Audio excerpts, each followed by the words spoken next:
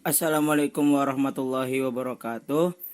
Pada kesempatan ini saya akan menjelaskan tentang sistem pengisian konvensional.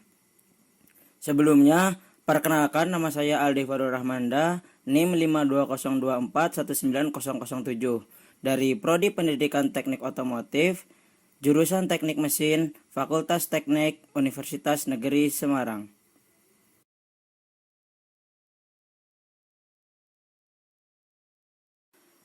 Langsung saja ke topik pembahasan. Yang pertama, apa itu sistem pengisian konvensional? Sistem pengisian atau charging system adalah suatu sistem pada kendaraan yang berfungsi untuk mengisi tegangan baterai saat mesin menyala agar voltase baterai tetap pada kondisi penuh atau terisi. Jadi bisa dikatakan sistem pengisian adalah sistem yang menjamin di mana kendaraan ataupun baterai pada kendaraan harus tetap terisi penuh.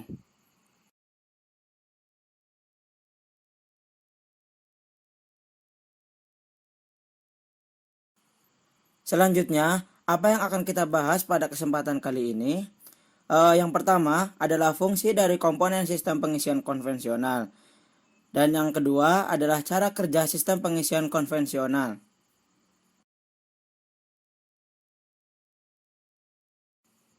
Langsung saja kita ke pembahasan yang pertama, yaitu komponen sistem pengisian konvensional. Yang ke satu ada baterai. Baterai berfungsi sebagai penyuplai tegangan ke rotor koil pada alternator agar terjadi kemagnetan. Selain itu, baterai juga berfungsi sebagai penampung tegangan hasil dari sistem pengisian. Yang kedua ada regulator. Regulator berfungsi untuk mengatur besar kecilnya arus listrik yang dapat masuk ke rotor koil sehingga tegangan yang dihasilkan oleh alternator akan konstan pada setiap putaran mesin, baik putaran lambat, putaran sedang, maupun putaran tinggi. Yang ketiga adalah alternator. Alternator berfungsi untuk merubah energi gerak ataupun energi mekanik dari mesin menjadi energi listrik. Di dalam alternator terdapat pula komponen yang bernama dioda. Dioda berfungsi untuk mengubah arus listrik bolak-balik atau arus AC yang dihasilkan oleh kumparan stator menjadi arus DC atau arus searah. Yang keempat ada lampu indikator. Lampu indikator berfungsi sebagai indikator atau indikasi bahwa sistem pengisian ini berfungsi dengan normal. Yang kelima ada kunci kontak. Kunci kontak berfungsi sebagai penghubung dan pemutus arus atau tegangan pada sistem pengisian. Dan yang keenam ada fuse. Pada sistem pengisian, fuse berfungsi sebagai pengaman. Cara kerjanya dengan membatasi jumlah arus listrik yang mengalir pada sistem pengisian.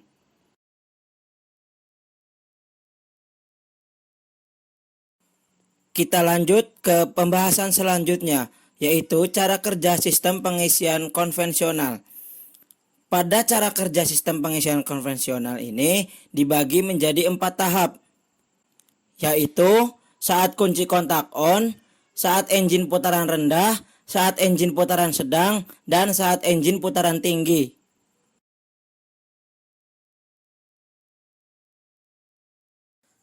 Yang pertama, kondisi kunci kontak on, engine belum hidup.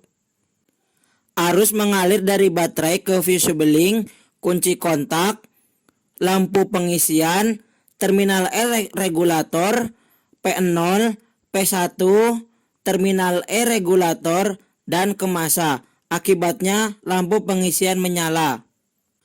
Pada saat yang sama, arus dari baterai juga mengalir ke fuse beling, fuse, terminal IG regulator, PL1, PL0, terminal F regulator, terminal F alternator, sikat positif, rotor koil, sikat negatif, dan masa. Akibatnya pada rotor koil timbul medan magnet.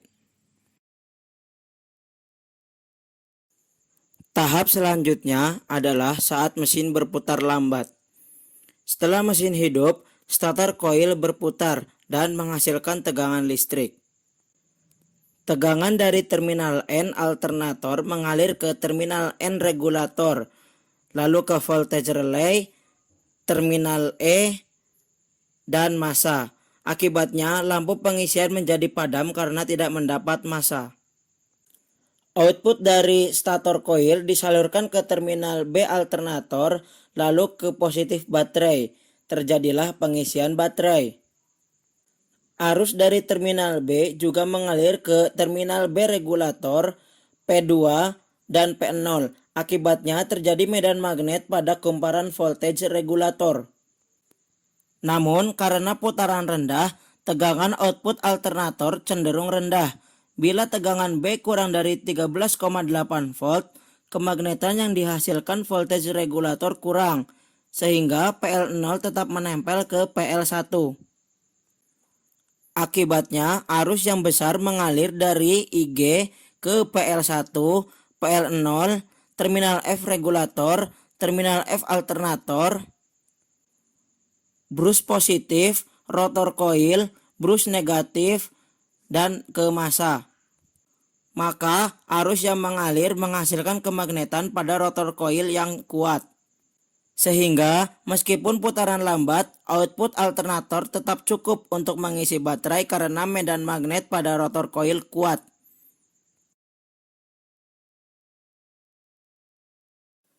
Tahapan selanjutnya adalah saat mesin putaran sedang.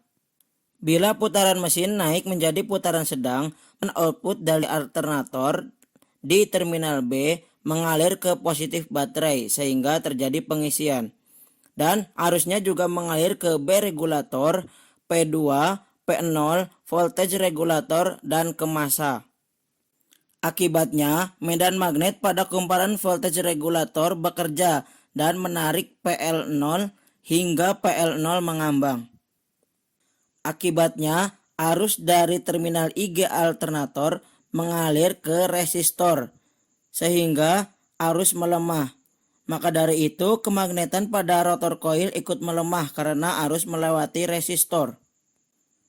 Meskipun kemagnetan pada rotor koil melemah, putaran naik ke putaran sedang, sehingga output alternator tetap cukup untuk mengisi baterai.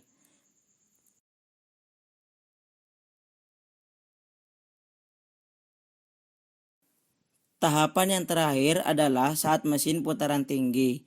Bila putaran naik menjadi putaran tinggi, maka tegangan output pada terminal B alternator akan cenderung tinggi. Bila tegangan tersebut melebihi 14,8 volt, maka kemagnetan pada voltage regulator akan sangat kuat, sehingga kontak PL0 dan PL2 akan menempel. Akibatnya, arus yang berasal dari terminal IG mengalir ke resistor PL0, PL2, dan ke massa. Hal ini menyebabkan medan magnet pada rotor koil akan drop. Output dari terminal B alternator menjadi turun. Bila tegangan output kurang dari tegangan standar, maka voltage regulator ataupun kemagnetan pada voltage regulator akan melemah, sehingga kontak PL2 dan PL0 kembali terpisah. Akibatnya, arus dari terminal IG kembali mengalir ke resistor, lalu kembali mengalir pula ke rotor koil, sehingga output dari alternator akan naik lagi. Bila tegangan B naik lagi dan melebihi 14,8 volt, maka prosesnya akan berulang-ulang. PL0 dan PL2 akan lepas dan menempel secara periodik, sehingga output alternator menjadi stabil.